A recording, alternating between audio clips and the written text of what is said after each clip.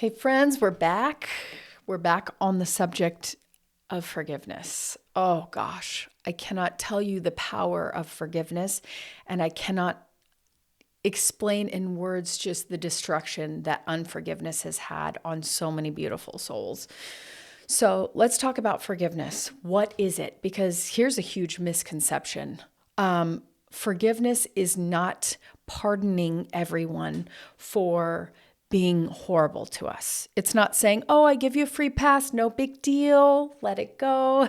Yes. No, it's not that at all. Forgiveness is just simply letting go. It's saying, okay, this thing happened, right? This thing that happened hurt me. And instead of looking at it and dwelling on it, I'm letting go of it. I'm releasing it. It's really taking the charge and the power out of this disdain you have for this particular event or this particular person, and the guilt and shame that come with it, right? Because the guilt and shame is you holding on to unforgiveness towards yourself. Now, when I started my healing process, I found that I had the hardest time forgiving myself more than anyone else who had been hurting me. It was so hard for me to let go of the guilt and shame that I had. And so I think that a lot of us are kind of like that.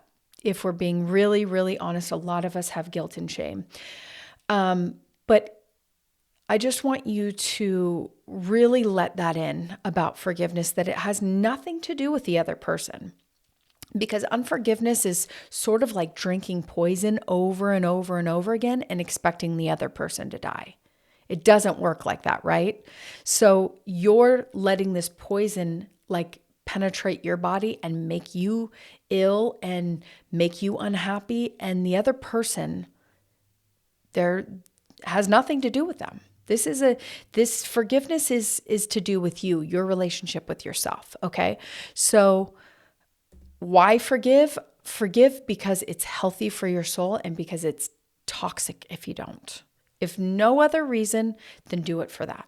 Now, when we look back in judgment of someone else or back in judgment on ourselves, it keeps you in a negative place, for one. For two, it keeps you stuck in the past and it does not bring you the good you desire. So let's talk about it being keeping you in a stuck place in the past. If you think about your subconscious mind does not know the difference when you give it an image. It doesn't know whether or not it's past, something you've already experienced, or in the present right now. Your subconscious mind does not have the ability to determine that. So the pictures you give your subconscious mind,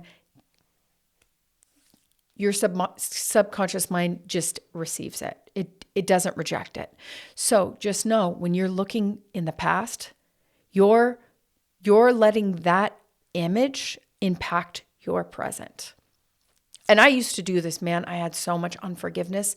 I had this terrible habit of looking back and getting myself so worked up for something that happened back there.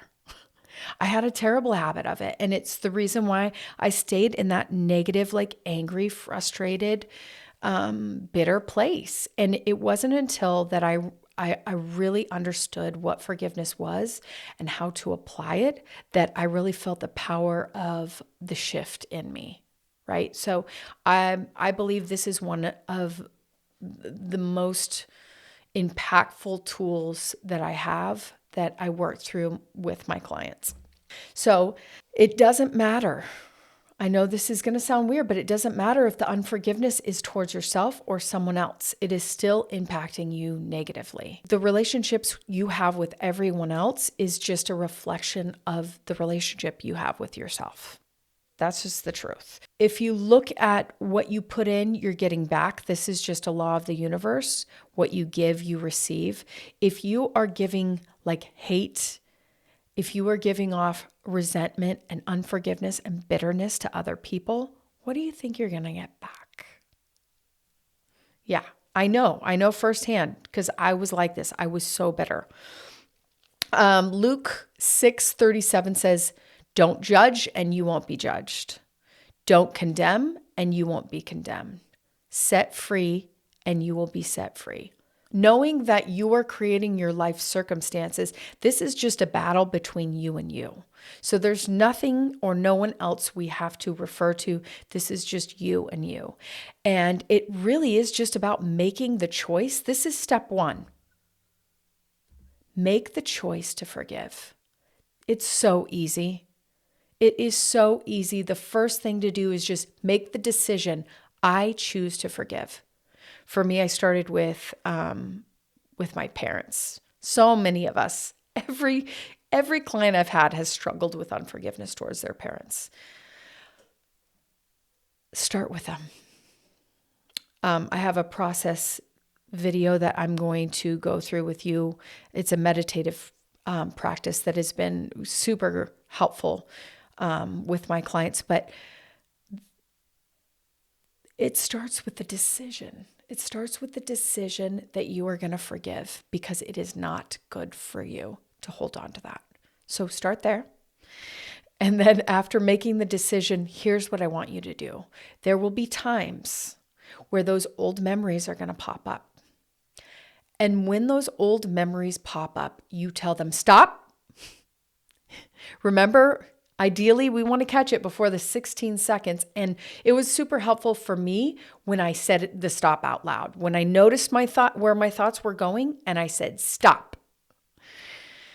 And I was kind of just directing my mind in that moment. But at least you're imprinting that it's time for a new pattern. There's a new pattern. And then I would say, no, I let that go. I let that go. That's gone. It's done. It's in the past. It's done. Like, see, for me, my forgiveness towards my father, he died when I was 11, and he died of AIDS, and he was obviously, like I said before, abusive. It was hard for me when he died because I loved my dad. When he wasn't abusive, he was actually a very loving man and loving father. But I had this push-pull. It was very confusing to me because I was like, wait, I'm relieved that he died, but I'm sad. And it was this very weird place to be. And so I just had to forgive and let it all go and let it be. And that was really difficult for me. But when I did, just this complete peace will come over you. When you finally decide that you're going to forgive every single person that you've ever accused, held something against, every single person, just because, for whatever reason you choose. But for me, I did it for myself because it was hurting me to hold on to it. So whatever reason you have, once you let that go, oh gosh, the most delicious peace washes over you. Oh, you feel like you could just fly. It's so beautiful. You can feel it now just when you make the decision. If you just flat out make that decision and say it out loud right here, right now, what would happen is you'd feel like light as a feather because it's holding you down. It's basically as if you're holding a backpack and it's filled with rocks. And the second you decide to let go and forgive, it's like taking that backpack off, and you've carried it for so many years. It's like, oh, sweet relief, right? It's so beautiful. I can't highlight this enough. So step one, you make the decision. You decide to forgive. Step two, every time those old memories pop up, you stop them in their tracks as quickly as they come up. Just know you're not going to be perfect at this in the beginning, but you're going to get better about it. Now, step three is, and this one can work for you or against you, but if you write it out on paper, when you make the decision to let it go, if you write out on paper, I forgive so-and-so for blah, blah, blah, blah, blah. This is one of the practices I do with my clients. I have them, usually it's to their parents, but sometimes it could be an ex. It could be anyone that you've loved, a friend. They write a note to this person and they get all their feelings out on the note. Every single thing that they feel, they get it out on the note. Sometimes they give the note to the person, but usually I think the best thing to do is to burn that thing up, because once you get those Emotions out of your body, they're out, you're free, right? Doesn't matter if the other person receives the words in there or not. I've had some parents that didn't like what they heard and they were not very receptive to the exchange between them and their child. But you can burn that note up and it still has the power of everything you wrote down on it, because emotions get trapped in our body. If we don't learn to express our emotions, they get trapped in our body, right? So we need to learn to get them out of us in the most helpful way possible. And it's not to hurt anyone else, but it's just to get them out of us, right? So this has been wonderful. I hope you implement each and every one of these things, because I'm telling you, there's such freedom and beauty and power in letting go. And I'll see you next time on our next video. Have a great day.